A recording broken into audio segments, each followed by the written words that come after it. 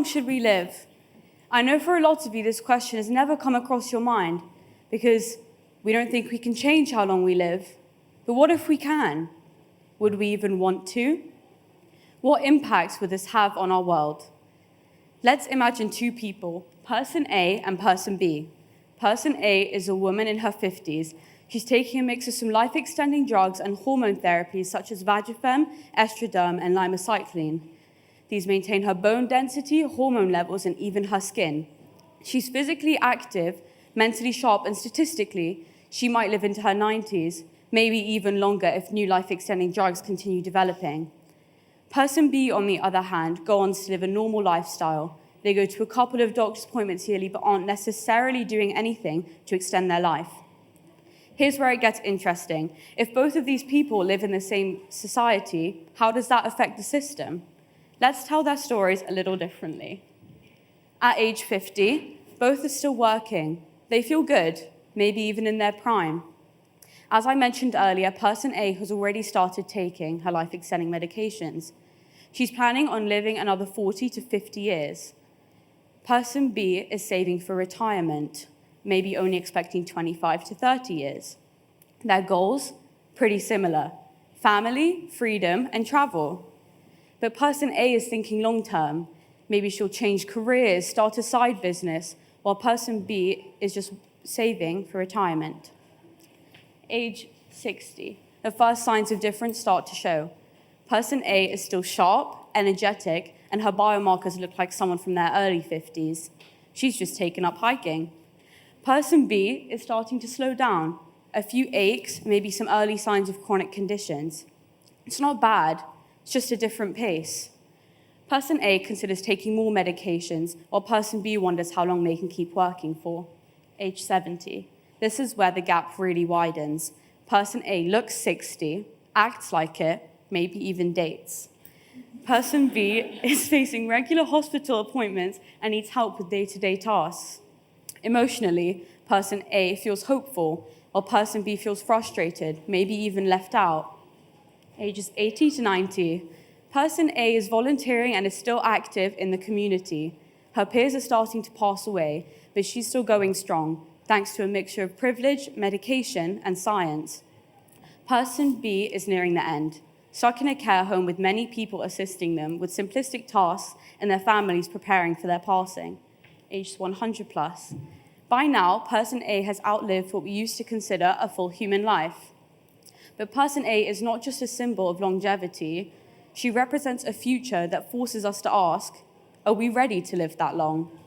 Because longer lives don't just affect individuals, they reshape everything. Let's talk about society and human relationships. When people live longer, family structures would shift. You'd have multiple generations alive at once. This could mean stronger intergenerational bonds, or it could be more responsibility. I mean, imagine looking after your 130-year-old great-grandma every day. Let's take a moment to not just think about what happens when people live longer, but decades longer. We might assume it's a good thing, more time to travel, more time to work on yourself. And yes, in many ways it is. But now zoom out. Look at the bigger picture. If older generations remain healthy and active into their 90s or 100s or even beyond, they're less likely to retire, more likely to hold positions, whether in business, government, or academia. On the other hand, the younger generations, like Gen Z and further, would struggle to find jobs, promotions, or even space in the housing market. Houses would remain with their older owners, and fewer properties would circulate. Pensions would get stretched thin, the job market would stagnate, and our healthcare system would strain to try and accommodate so many more people with more illnesses than ever before. Think about it. If a CEO stays in role until 95, there's decades where no one rises, where opportunities stall at the top, innovation risks stagnation. Meanwhile, those in power, the older generation, might feel trapped. Instead of enjoying the years that they've earned, they carry the weight of responsibility well into their 80s or 90s. Retirement no longer feels like a right, it becomes a guilt. And in that tension, something deeply human gets lost. We stop viewing life in seasons. We forget that growth is knowing when to lead and when to let go. when to teach, and when to step aside so others can teach too.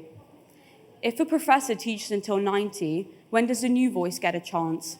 It could widen a generational divide when the younger generation feels stuck in limbo.